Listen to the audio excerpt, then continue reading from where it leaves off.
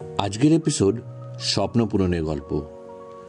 অনেক বছরের ইচ্ছে ছিল ডাবল ডেকার লিভিং রুট ব্রিজের ট্রেকটা করার, আর ফাইনালি সেই লম্বা একটা ট্রেক করলাম। অনেক অ্যাডভেঞ্চার আর কিছু মিসঅ্যাডভেঞ্চার নিয়ে আজকে ইচ্ছে পূরণের ট্রাভেল ব্লগ।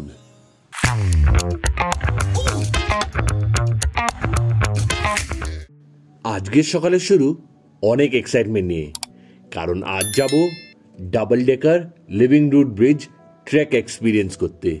আর আমাদের ট্রেকের শুরু তিরনা ভিলেজ থেকে। এখান থেকেই গাইড, পোর্টার আর ট্রেকিং স্টিক পাওয়া যায়। আমি গাইড নিয়েছিলাম কারণ আমি সোলো ট্রেক করছিলাম, আর সোলো ট্রেক খুব একটা অ্যাডভাইজেবল না। কেন বললাম, ভিডিও শেষ অবধি দেখতে থাকো, তাহলে জানতে পারবি।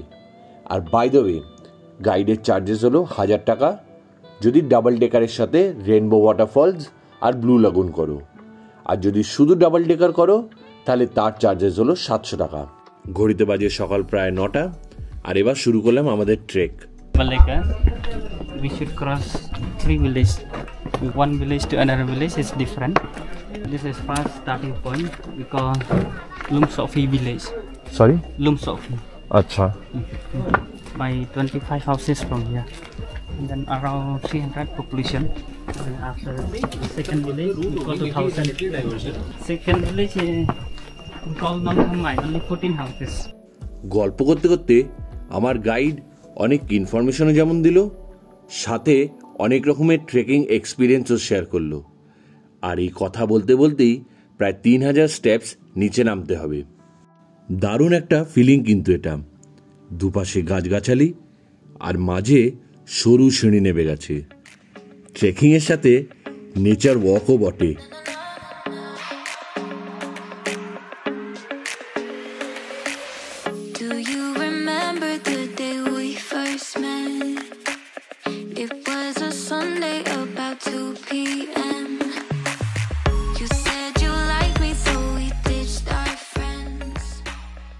First village done. Second village downstairs. See the Okay. bottom of mountain. আচ্ছা। 1000টা সিঁড়ি ডান।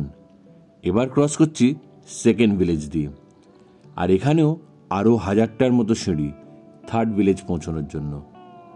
এখানে সিঁড়িগুলো আগের ভিলেজের সিঁড়ির থেকে কম্পারেটিভলি একটু খারাপ কিন্তু।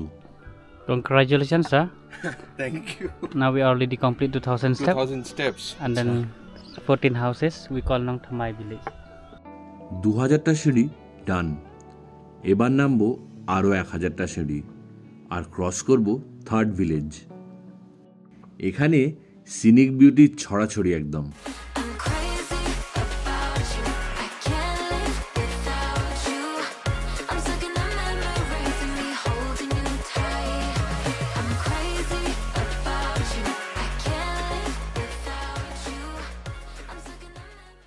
যেতে যেতে একটা লোহার ব্রিজও চোখে পড়ল, যেটা এখন পাবলিকের জন্য বন্ধ। তাই নিচে নুড়ি পাথরের রাস্তা দিয়ে নদী ক্রস করলাম। What about comparison water? This is fairly good. Okay.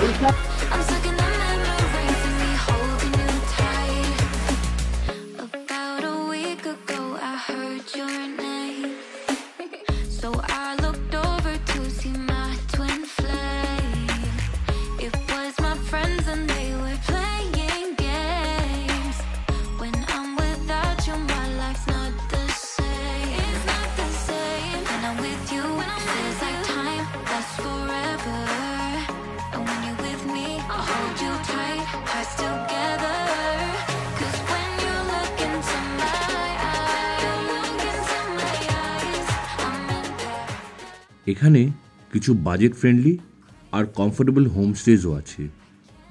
আর এখানেই আমার প্রথম মিস্টেক, এখানে না থেকে পুরো ট্রেকটা একদিনে কমপ্লিট করার।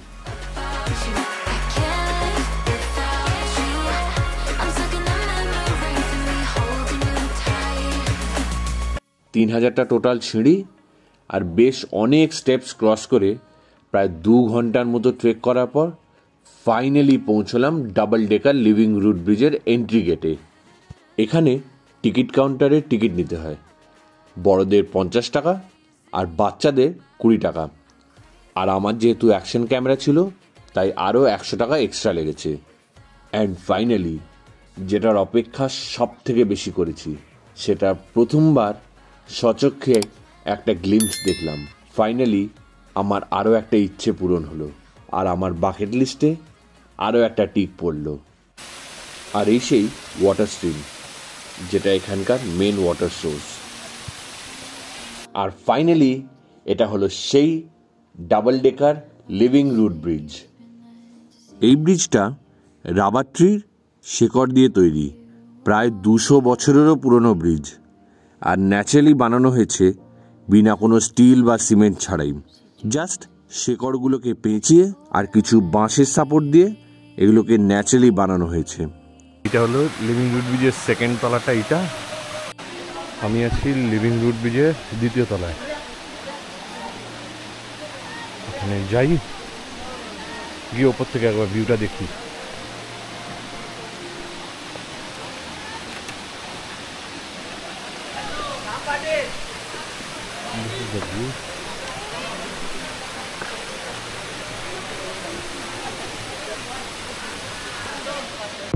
I find myself lost in your mind. I find myself lost in your mind. It stops me thinking for a minute.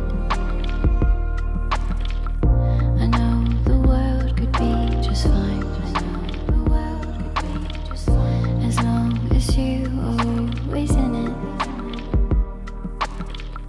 I see the glitter in your eyes. I see the glitter in your eyes when you say that we're together.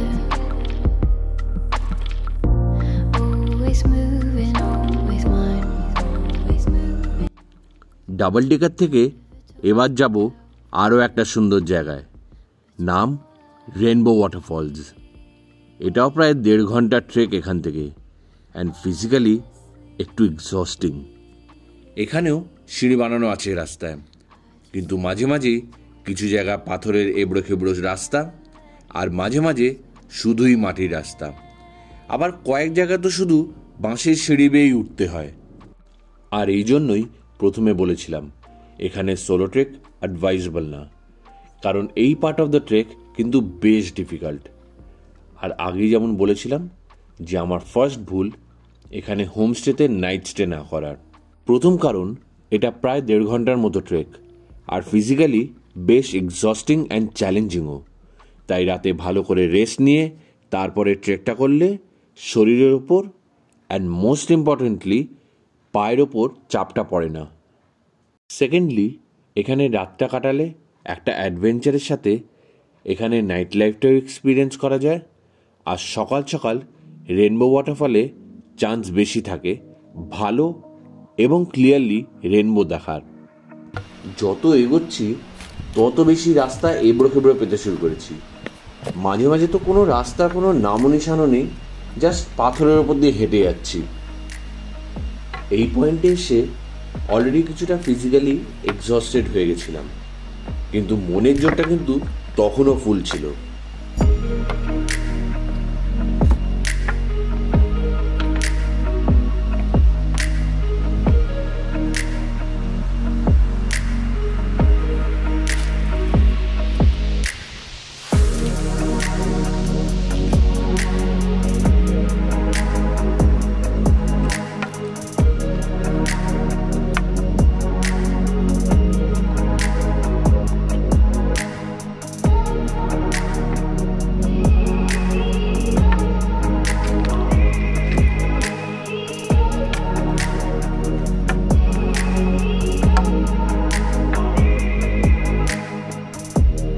আরও intense হচ্ছে trek, সাথে বাড়ছে খারাপ রাস্তাও, কিন্তু একটাই motivation যে ঝর্ণার আওয়াজ পাওয়া যাচ্ছে, আর তার মানে রেনবো ওয়াটারফল আর বেশি দূরে না।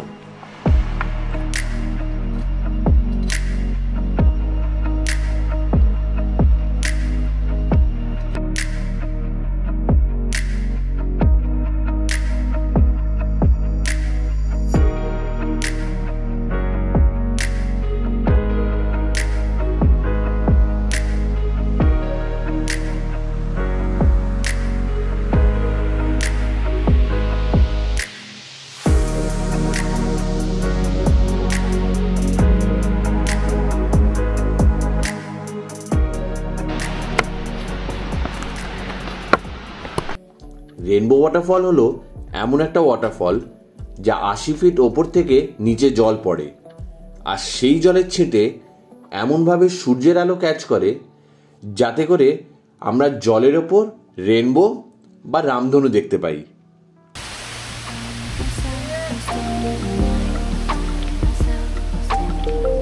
It stops me thinking for a minute. I know the world could be just fine. I know the world could be just fine as long as you always in it. I see the glitter in your eyes. এবার যাব blue লাগুন দেখতে। আবার সেই সিঁড়ি চড়ে ওপরে উঠতে হবে, যেটা বেয়ে নিচে ওয়াটারফল দেখতে নেমেছিলাম। পেছনে ব্যাকগ্রাউন্ডে যে কনস্ট্যান্ট একটা ঘন্টার আওয়াজ পাওয়া যাচ্ছে, ওটা কিন্তু কোনো মন্দির থেকে বা পুজো হওয়ার থেকে আসছে না, ওটা নাকি একটা কোনো পোকার আওয়াজ। আরে বাবা, this is a different sound Yeah, different. from the same No, different type of. আচ্ছা, different type of insect। আচ্ছা, That one is আবার শুরু 8 ঘন্টা 45 মিনিটের মতো ট্রেক। এখানেও ভাঙাচোরা রাস্তা, এবড়ো খেবড়ো সিঁড়ি, কিন্তু এই সব মিলিয়েও এই ট্রেকটা কম্পারেটিভলি অনেক easy.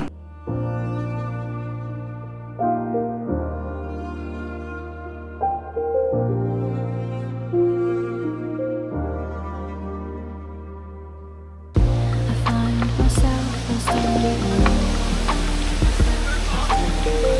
It stops me thinking for a minute.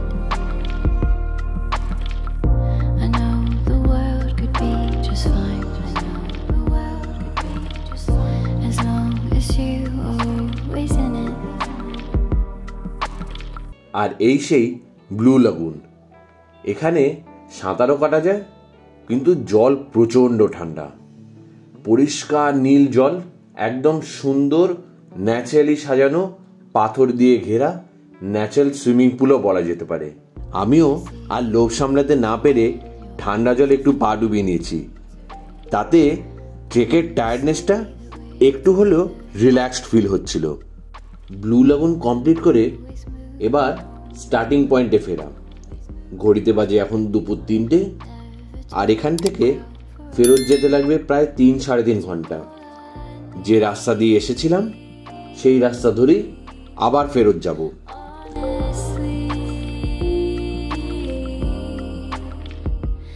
I just wanted you to know that I'll never let you go, so stay. মাঝে ফেরার পথে একবার যদিও সিঙ্গেল রুট ব্রিজে গেছিলাম, কিন্তু তখন অনেকটাই সন্ধে হয়ে এসেছে, কারণ জানোই মেঘালয়তে তাড়াতাড়ি সন্ধে হয়ে যায়। সিঙ্গেল রুট ব্রিজ দেখে যখন ফিরছি তখন ঘড়িতে অলরেডি বিকেল 4:30 বেজে গেছে। আর এখানেই আমার লাস্ট মিস অ্যাডভেঞ্চার। আমি তখন সিঁড়ি দিয়ে আর উঠতেই পারছিলাম না, কারণ আমার বডি এক্সস্টেড হয়ে গেছিল, আর সিঁড়ি বেয়ে ওঠার মতো ক্ষমতাটাও ছিল না। ভীষণ হাঁপাচ্ছিলাম, আর দুটো সিঁড়ি উঠছি আর দাঁড়িয়ে যাচ্ছি, পা হাঁটু সব তখন হাল ছেড়ে দিয়েছে, কিন্তু সামহাও মনের জোরটা ইনট্যাক্ট ছিল। তাই দুপা সিঁড়ি উঠে রেস্ট নিয়ে আবার দুপা সিঁড়ি উঠছিলাম। লাকিলি আমি জল আর ইলেকট্রাল পাউডার ক্যারি করছিলাম, তাই সেই 1 প্যাকেট ইলেকট্রাল পাউডার 1 লিটার জলে মিশিয়ে খাই। একটু করে খাচ্ছি আর একটু করে ওপরে উঠছি। তখন 2000টা সিঁড়িও মনে হচ্ছিল যেন 2 লাখ সিঁড়ির মতো, শেষ যেন আর হচ্ছেই না। আর এইদিকে ভালো অন্ধকার হয়ে গেছিল, আর রাস্তায় ওই 2-4টে জায়গাতেই সোলার লাইট জ্বলছিল, তাই অনেকটা রাস্তা টর্চ জ্বালিয়েই উঠেছি। আর এইখানে যে ওই 20 টাকা দিয়ে স্টিকটা নিয়েছিলাম সেটা খুব কাজে এসেছিল। তখন এতটাই টায়ার্ড হয়ে পড়েছিলাম না যে এই এক্সপিরিয়েন্সটা শ্যুট করার মতো ক্ষমতা ছিল না। যাই হোক, 6:45 নাগাদ ফাইনালি স্টার্টিং পয়েন্ট তিরনা ভিলেজে পৌঁছে যাই, আর ওই 6টা-6:15 মধ্যে একদম সেফলি হোটেলেও পৌঁছে যাই। আর এবার কাজ খালি একটাই, প্যান্ডি প্যারাসিটামল খেয়ে আর পায়ে মুভ লাগিয়ে ডিনার করে ভালো করে রেস্ট করা। আর পুরো ট্রেকে কিছু ছবি শেয়ার করলাম, আশা করি ভালো লাগবে দেখতে। আর বাই দ্য ওয়ে, পরের এপিসোডে যাচ্ছি এশিয়াস ক্লিনেস্ট ভিলেজ মনিলং আর ইন্টারনেট ফেমাস দকি নদীতে বোট রাইড করতে। আর তাই এখনও যদি সাবস্ক্রাইব না করে থাকো তাহলে তাড়াতাড়ি সাবস্ক্রাইবটা করে নিও।